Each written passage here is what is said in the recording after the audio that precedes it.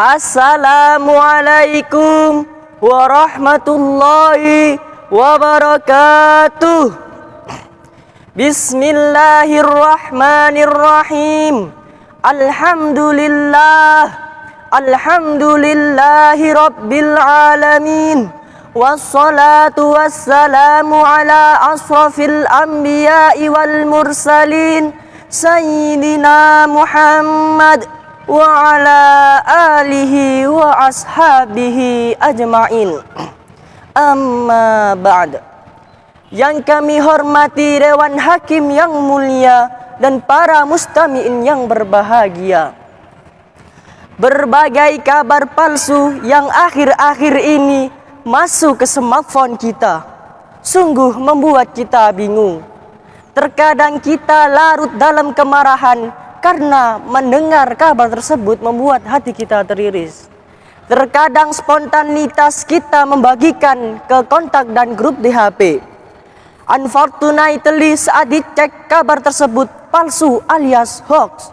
Daya kritis manusia dalam memahami berita seakan mati rasa. Apapun yang dibaca, jika sesuai dengan selera, langsung dimakan mentah-mentah dan dipercaya.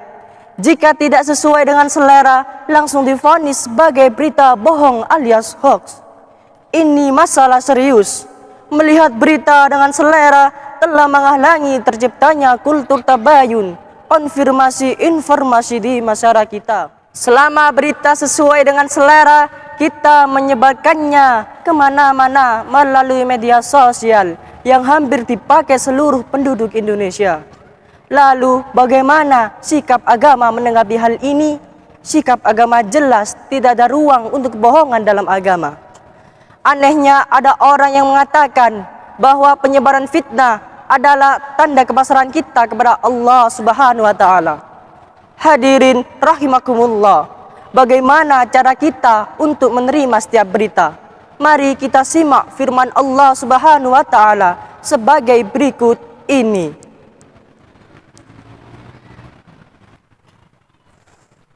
A'udzu billahi minasyaitonir rajim.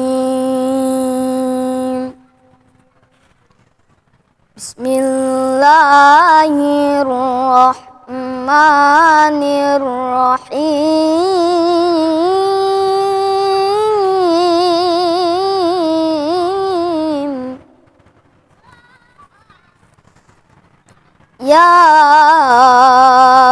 ayyuhalladzina amanu in ja'akum fasikum binaba'in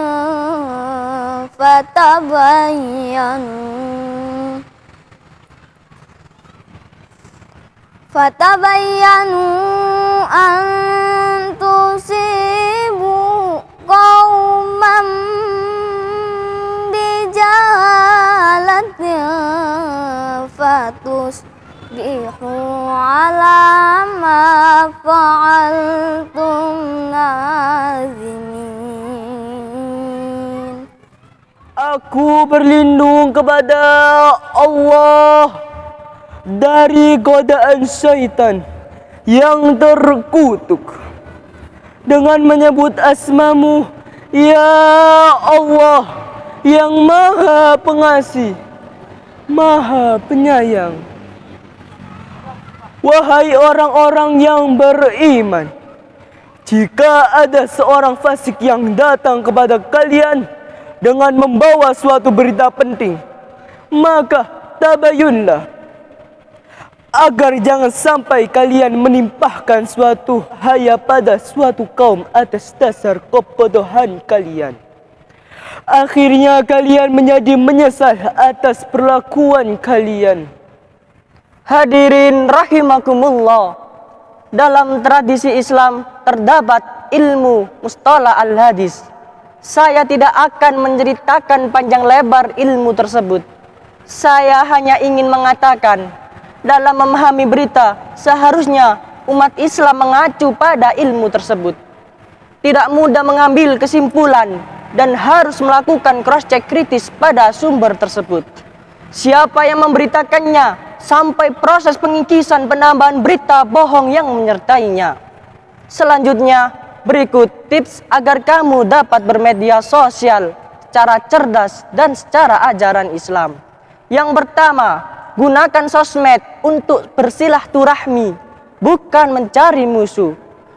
Allah Subhanahu wa Ta'ala menciptakan manusia berbagai latar belakang, suku, ras, agama, dan antar golongan. Sebagaimana firman-Nya di surah Al-Hujurat ayat ke-13 sebagai berikut ini. Ya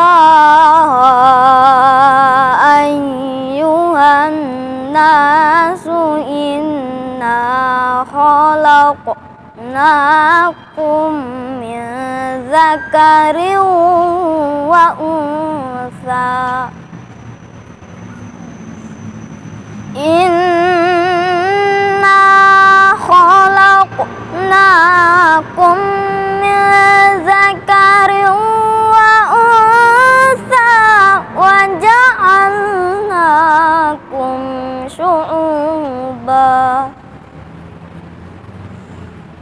wa ja'alnakum syu'uban wa qabaila lita'arafu. Inna akramakum indallahi atqakum. Innallaha alimun khabir. Wahai manusia, sesungguhnya kami menciptakan kamu dari seorang laki-laki dan dari seorang perempuan, dan menjadikan kamu berbangsa-bangsa dan bersuku-suku, supaya kamu saling kenal mengenal. Sesungguhnya orang yang paling mulia di antara kamu di sisi Allah ialah orang yang paling takwa di antara kamu. Sesungguhnya Allah Maha Mengetahui lagi Maha Mengenal. Hadirin rahimakumullah, ketika alat komunikasi tidak secanggih masa kini, orang-orang menggunakan surat untuk bersilaturahmi. Perkawanan model seperti itu disebut sebagai sahabat pena.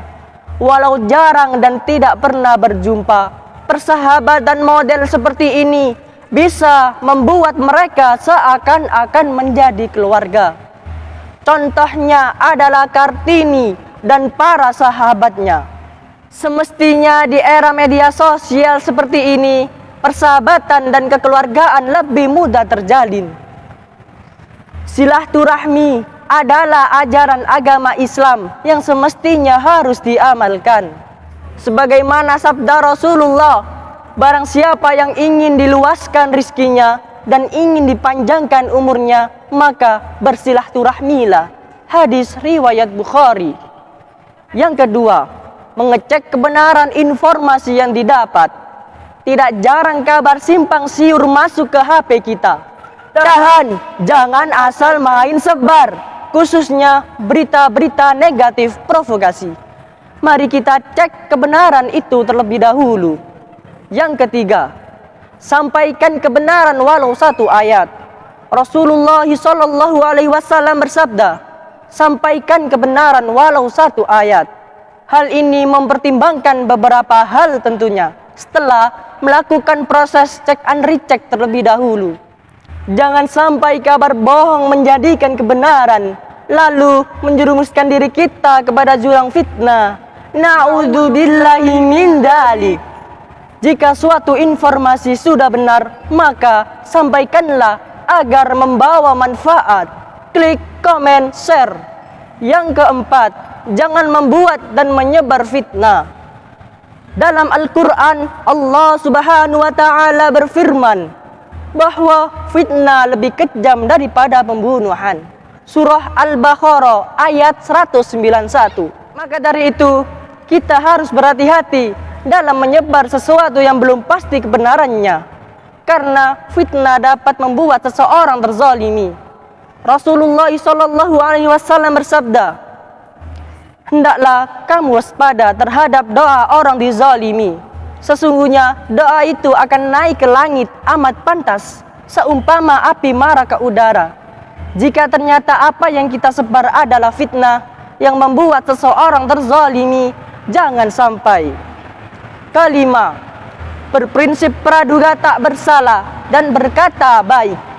Seringkali kita jumpai di sosmed seseorang menghujat orang lain karena dianggap bersalah dengan kata-kata makian. Jangan sampai, karena ada dua dosa yang akan ditanggung: dosa menghakimi tanpa bukti dan dosa memaki. Terutama pada praduga tak bersalah, di ayat Al-Quran Allah Subhanahu wa Ta'ala berfirman sebagai berikut ini: Ya ayyuhalladzina amanu jtanibu katsiran minaz zanni inna ba'dadh dhanni ismu wa la tajassasu wa la yaghtab ba'dukum ba'da ayuhibbu ahadukum an ya'kula lahma akhihi maitan fakarihtum wattaqullah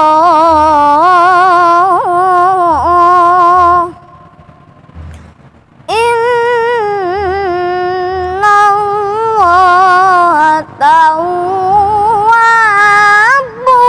rahim